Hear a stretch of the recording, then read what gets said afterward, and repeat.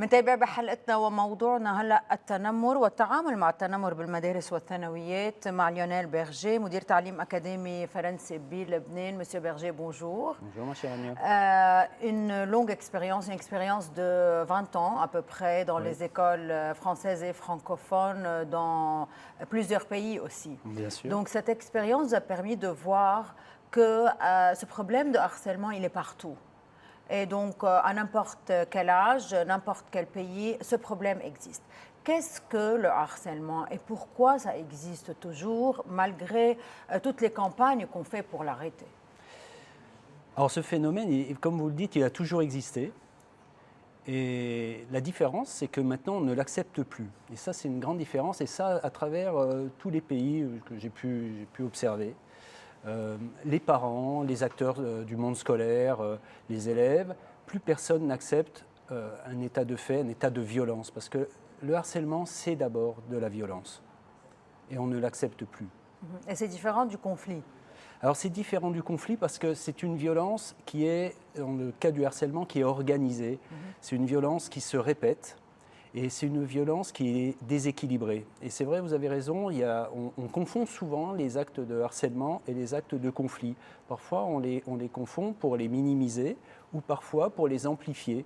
Dans les deux cas, donc c'est à nous, acteurs du monde scolaire, de bien savoir ce qui relève du harcèlement et ce qui relève du conflit. Et c'est intentionnel, c'est-à-dire c'est bien préparé à l'avance, n'est-ce pas? Oui, c'est intentionnel. Il y a une intention lorsque un groupe d'élèves ou des élèves veulent harceler. Il y a une intention de faire du mal. Il y a une intention de blesser, d'humilier ou de physiquement de faire du mal.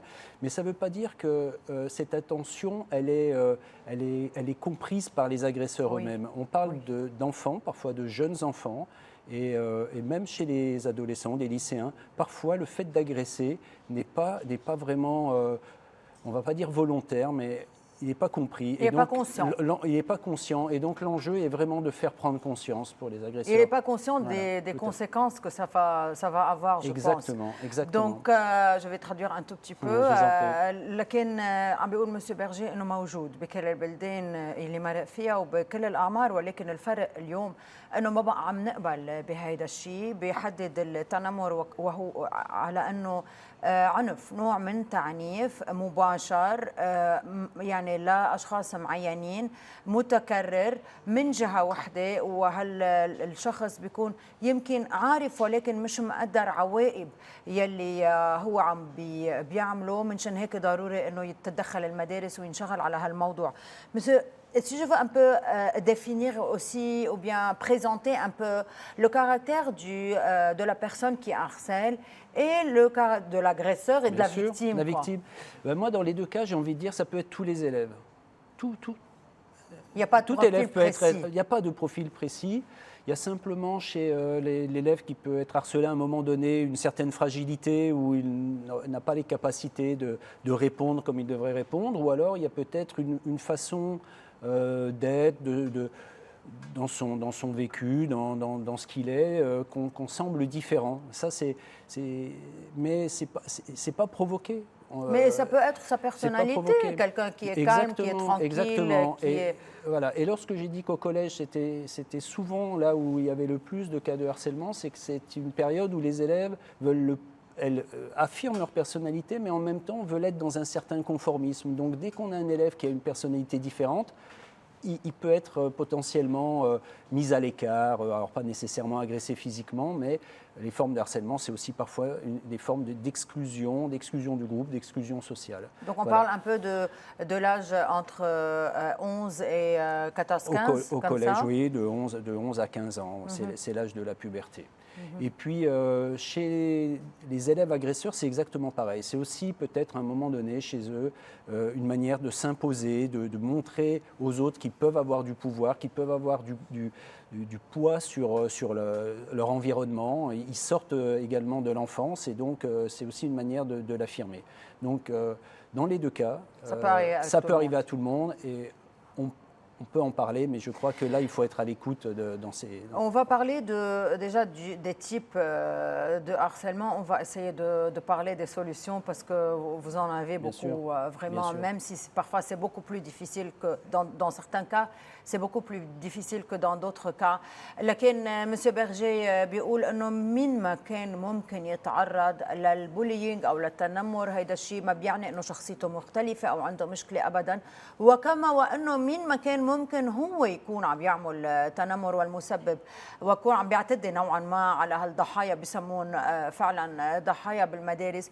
ولكن المرحله الاكثر والعمر الاكثر هو بين عمر ال 11 وال 14 او 15 سنه، يعني بالمرحله المتوسطه. ليه؟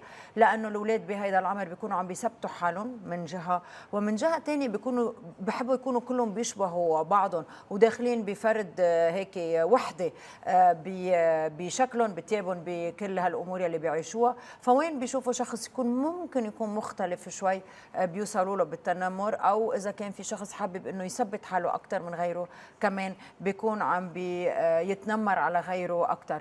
Les types de harcèlement, Monsieur Berger, il y a plusieurs types et c'est un peu différent parfois. Et ça, dans tout ce que j'ai pu observer, on retrouve bien sûr harcèlement physique, mais finalement c'est presque assez rare.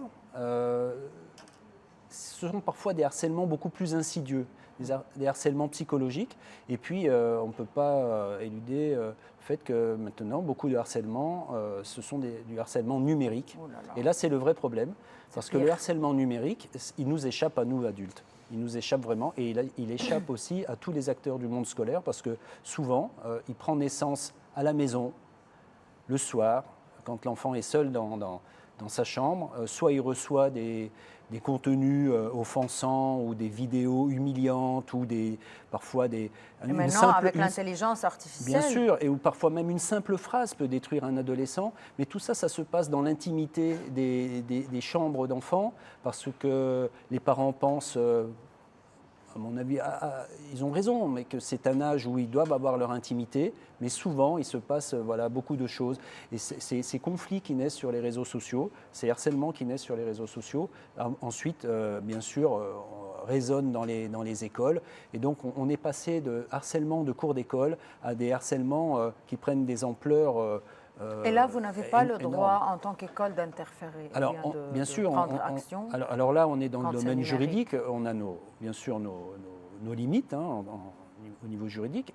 On est là pour rappeler la règle, on est là pour rappeler la loi. La loi en France, c'est pas avant 15 ans, les réseaux sociaux. Ça, il faut le savoir. Voilà, il faut un consentement parental. Au Liban, il y a eu des tentatives également pour encadrer ça, mais la règle est encore un petit peu plus floue.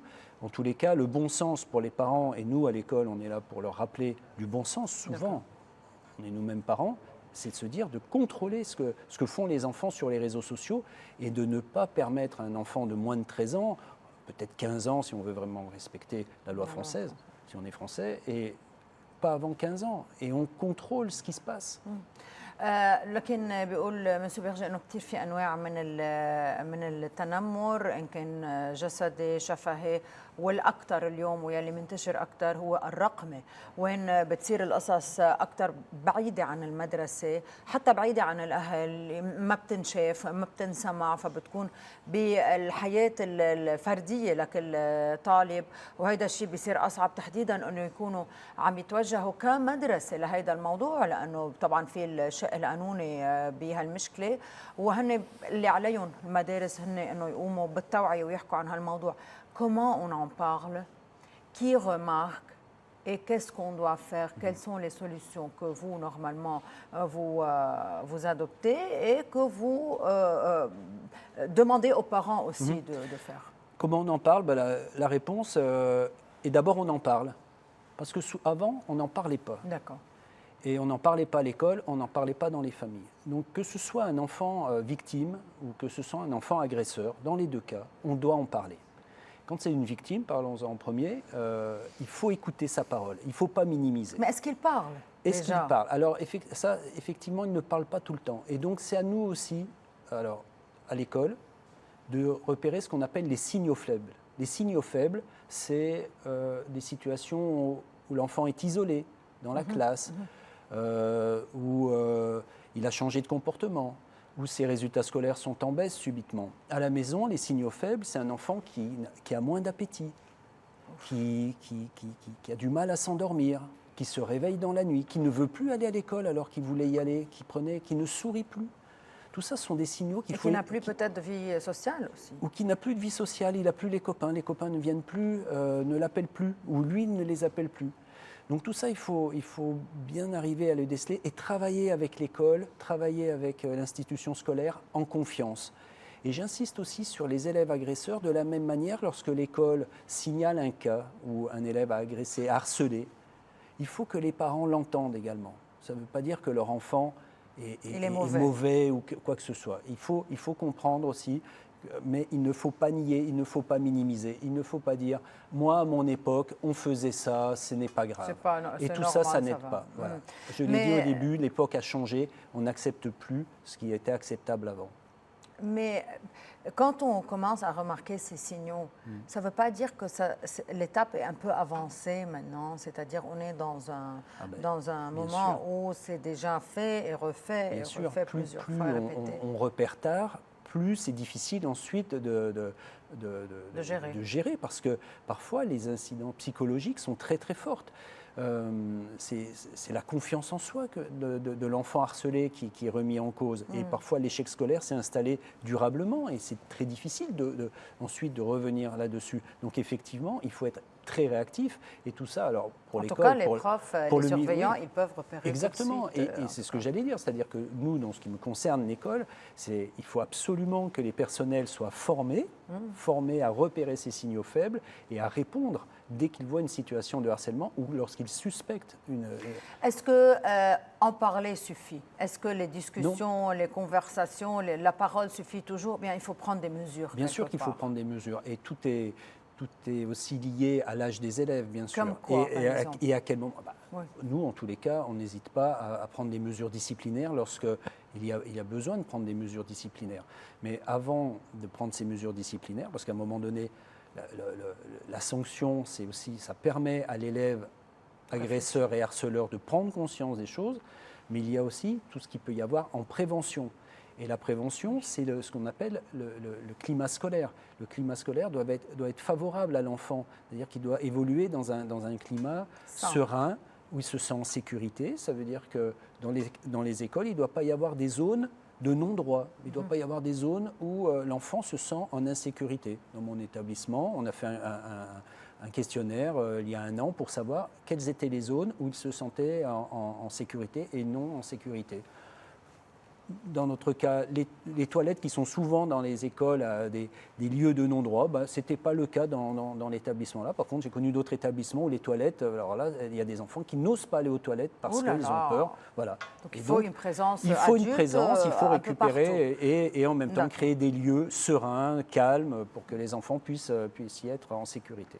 لكن مسيو بيجي لنختصر الحديث بيقول انه هالموضوع بده كلام بده توعيه بيتاخذ اكيد اجراءات باغلب الاحيان لحتى يتوقف هالموضوع لانه الاشخاص يلي بيكونوا هن عم يعملوا التنمر لازم يفكروا بهيدي الشغله صعب انه الولد يحكي ولكن في اشاير بتبين لما بيكون معزول لما بيكون ما عم بيدرس بقى بيرفض يروح على المدرسه بضل خايفين وعتلين هم في عنده اوجاع جسديه ولكن لما بتكون المدرسه واعيه على هالشيء وعندهم تدريبات بهذا الموضوع ممكن يكونوا دغري عم بيلقطوا هالاشاير لحتى ما تتطور الامور لانه كل ما تطورت الامور اكثر كل ما صار صعب أنه يقدروا يساعدوا بهذا الموضوع. Monsieur Berger, merci beaucoup pour votre présence. Merci, ma chère Ania, merci beaucoup. Et pour l'expérience que vous nous avez donnée. Le problème est très compliqué, il faut en parler une autre fois. Mais si je peux donner conseil à toutes les personnes qui nous écoutent, écoutez vos enfants, ayez confiance dans les écoles, travaillez avec les professionnels des écoles et ensemble, nous les adultes, on peut aussi résoudre beaucoup de situations. Absolument. لكن بيقول أهم شيء التعاون مع المدارس، التعاون مع بعض، ينحكى مع الأولاد ويوثقوا أهم شيء بالمدرسة وأي مشكلة تكون عم ينحكى فيها بين هالطرفين يلي مسؤولين عن الأولاد. ليونيل بيرجي مدير تعليم أكاديمي فرنسي، ميرسي بوكو. وقفة وبنرجع.